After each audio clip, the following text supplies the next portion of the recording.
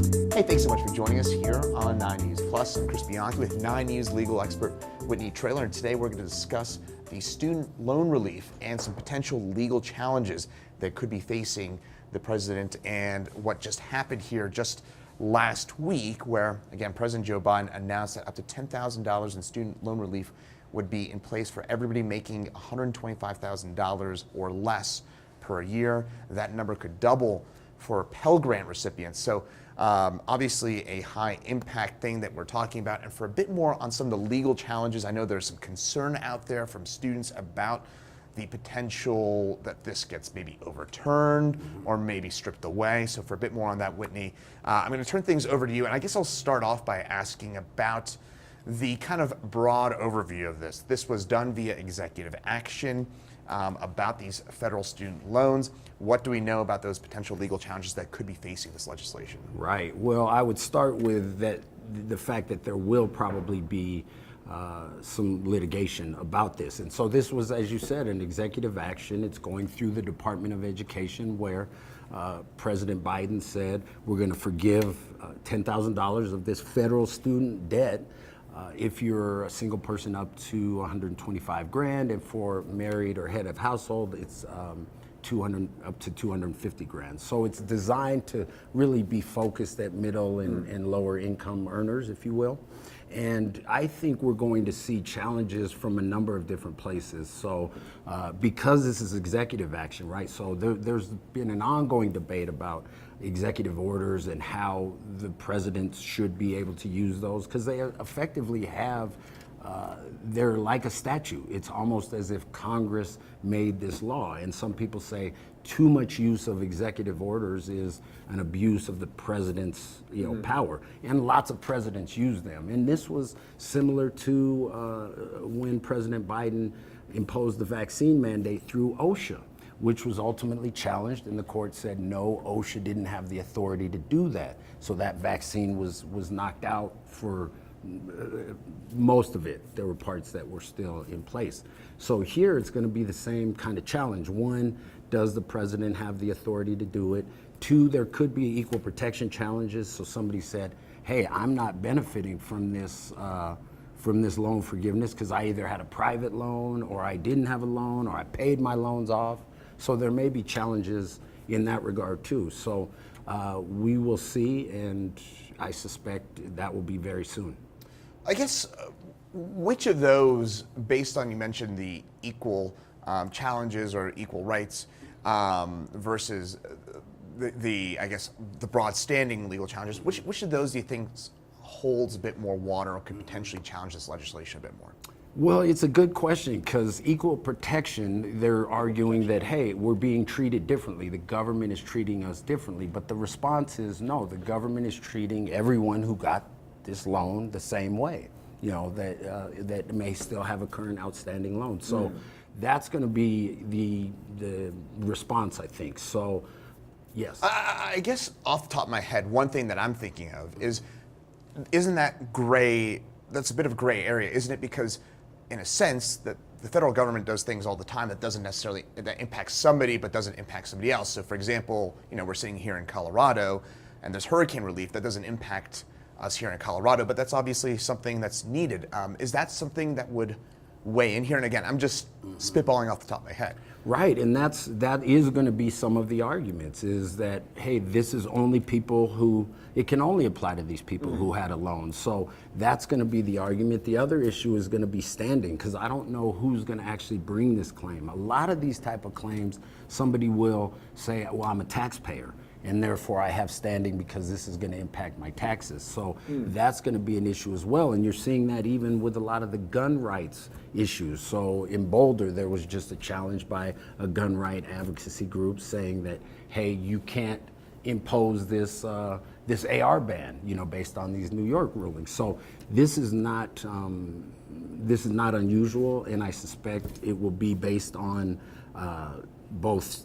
The issues are going to be standing and then equal protection, and which is stronger, I don't know at this point, because honestly, I think that this will be upheld. I think the court will uphold this based on the president's power and the Department of Education. This will be facilitated through that. So initially, and I know we're going to be straying into politics a little bit here, which is outside your realm here, but a lot of the rumblings about these potential lawsuits right now appear to be coming from state attorneys general, and specifically Republican state attorneys general. Could this be, based on what you're seeing, based on the legality, could this be a little bit of political showmanship more than anything else? Definitely. There's definitely, in this era, everything has become partisan. And so part of the reason why President Biden even had to do this was because he couldn't get anything done with Congress. And so when you have these razor thin margins where the Democrats are just slightly ahead, you need all the Democrat votes and sometimes, Republican votes. And so it has definitely become political. And another issue is, they modified the tax code to say that this debt cancellation will not be taxable. It normally is taxable.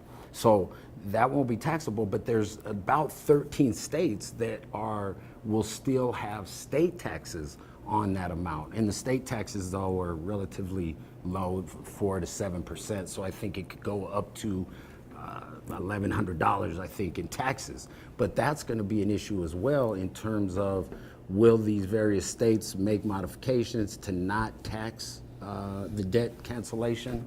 And some states are actually passing laws to say, we're also not going to tax that. So that would be on the fringes. So that'd be, as you mentioned, a few $100s. But if you were a student right now, maybe we've got somebody who's watching as a student who is going to be who's going to benefit from this and receive $10,000, perhaps $20,000 in relief, would you be worried that this could be taken away? Well, could it be taken away? Not necessarily, but could it, before it's actually enforced? Or yes, right? Yes. Other way around, yeah. Right. Yes, that's possible. It could go through the courts and they say, hey, the federal government doesn't have this authority. It's exceeded its authority, or this is a violation of equal protection, or any of those other arguments. If they were to win, then yeah, they could reverse this just like they did with the mandated vaccine. You mentioned some of those precedents. You mentioned the vaccine and OSHA and how that worked. I also think off the top of my head about Obamacare and the amount of litigation that went trying to kind of strip away at that. What do you think? I mean, you mentioned the vaccine. Is that the best precedent for what we could be seeing here? Well, I think so. I mean, this does boil down to, a federal state argument, and then, like I said, the equal protection. And I think the reason why I referenced the vaccine is because it was an executive order. There was a question about whether OSHA had this authority. So I think it's going to be that same type of argument in terms of the scope of the president's power. And honestly, I mean, since Donald Trump has gotten in office, we've had all kinds of challenges on our checks and balances, what the scope of the president, what the administrative agencies can do. So in a way, while we're having litigation and all of this stuff is contentious, we are developing precedent. We are developing a body of law to give us more direction as we go forward. So some of these issues that we're seeing for the first time, particularly during the pandemic, or the first time in 100 years, it's actually good for us to we're still a relatively young democracy when you look at Europe and other places. So this is not, I think this is part of the growing pains. Well, I guess to that, is there a way this makes its way up to the Supreme Court? Speaking of precedent, 50 years worth of abortions rights access was overturned with the overturning of Roe v. Wade in the Dobbs case back in June. Is there a way that this works its way up to a 6-3 conservative court and they strip it down? It's possible, and it's really interesting because, and I've mentioned before with you how our nomination process for the Supreme Court has gotten so polarized and so divisive that it's almost clearly down partisan lines. And that's really a problem because the judiciary, they're the objective body. They're the arbiter, the ones who decides these issues. So if we don't trust them, then it's a problem, and we've become really partisan. So that's one of the concerns, is that people just don't respect the judiciary and the objectivity of their decisions. So here I could see somebody would have to initiate a lawsuit. The Supreme Court doesn't just pick up a case. So somebody would have to file a lawsuit, presumably a taxpayer or maybe one of these attorneys general, and then that initiates the case, and the trial court will issue a ruling one way or another, and then the appellate process will start. And so we could see this before the Supreme Court for sure. That sounds to me like a pretty long road, though. If that goes that way, what would the time frame be? Well, it could be, they could have briefings. Somebody would have to file the lawsuit. Then that court would put a briefing schedule, and they'd be filing motions to dismiss and summary judgment motions. And then the court would rule on that, I suspect, there'd probably be an expedited process. But if it were to get up to the Supreme Court, it would take months, I would suspect. But that's going to be a question. And I haven't seen, as of this morning, I didn't see any lawsuits filed. But that wasn't a completely extensive search. There might be something filed, as we speak. So we'll be watching that, and certainly can come back and discuss what the lawsuit looks like.